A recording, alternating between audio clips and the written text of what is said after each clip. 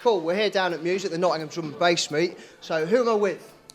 With myself, Leon, and Joe, and together we are Chromatic. Chromatic. And where are you guys originally from? Originally from near Lincoln. Right.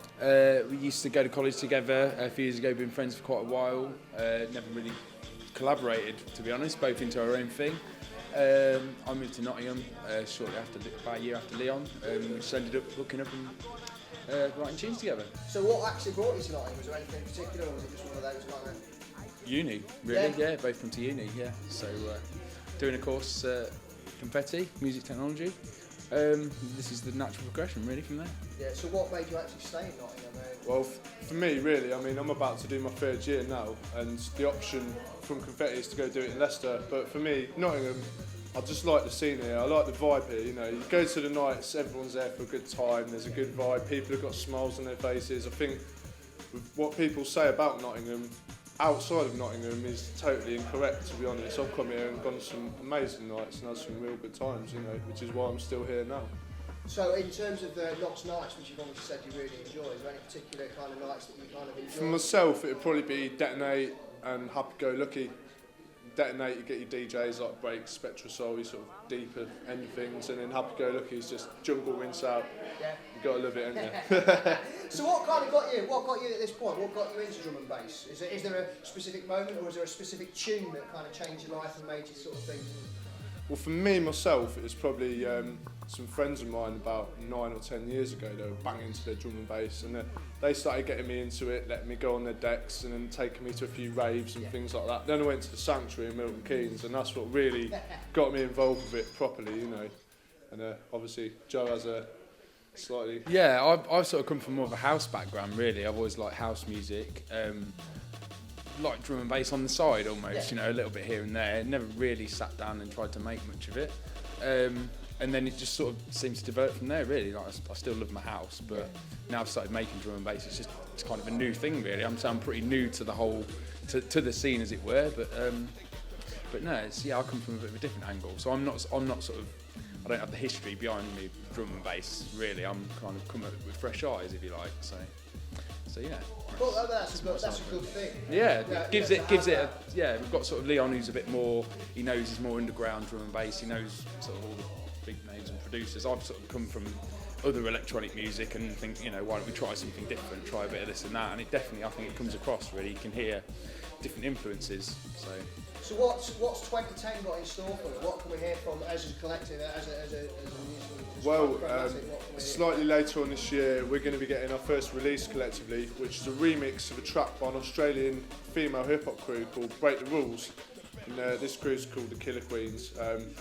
Joe Nebula actually hooked us up with a remix, and the label in Australia really like it, and that's going to be coming out in the next couple of months, hopefully. We're getting the first tune played on Radio 1 tomorrow as well, which on Hugh Stevens, which thank you very much, which is big. Hopefully more of that to come this year, and just generally we're going to try and sort of get some stuff released and start trying to build a bit of a name for ourselves, you know.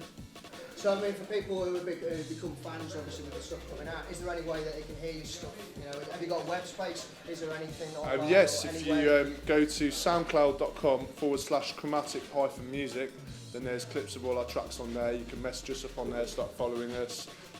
We're shortly going to be launching a website, obviously getting a nice domain name, the MySpace, everything like that. I mean, really, to be honest with you, since we've been producing together, the last 4 or 5 months, we've spent that much time in the studio. We've not really had time to sort anything else out yet. So yeah, that's on its way. Well, yeah, so we've got the SoundCloud page and we've got the rest going up. So wonderful. Yeah. So what would you say is your top tip for 2010? I think this year, to me, from everyone I've been speaking to when I've been going out and doing gigs and going to nights, last year things seemed a bit flat, whereas this year everyone I speak to, they're not complaining about no one turned up at their night or not selling any music. It's all, I'm starting a label, I'm collaborating with this person, I'm putting this night on. It seems very positive this year, and I think it could be a good year for a few people, hopefully from Nottingham and East Midlands area, to break through into the wider scene and start getting the area the props it deserves, you know. Yeah, superb. Yeah, I quite agree with you. And the final question that we're asking everybody, the debate will rage on forever, but digital or vinyl? What's your take? I'll let Joe answer that first. Well, for me personally, it's anything CD really. Normally, I prefer mixing them with CDs, MP3, Serato, that sort of thing. Vinyl's great, but for me, it's just a cost thing. Yeah. You know, I can play my own tracks. We can play chromatic stuff out the same night we've made it with the technology that's available today. Leon has a completely different view to me. Died in the wool vinyl DJ, if I'm honest with you.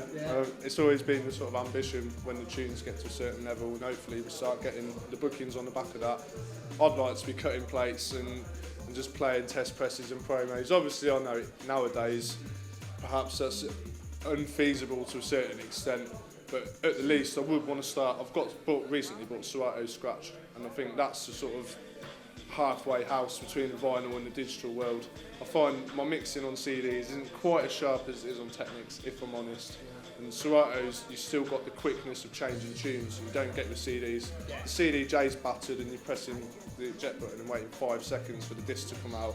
It's just adds extra unnecessary time into the mix, in my opinion, anyway. We can see that there is a difference of opinion. Definitely split on that. I've got to say, guys, thanks again for giving me the time, and then hopefully I wish you all the best for 2010.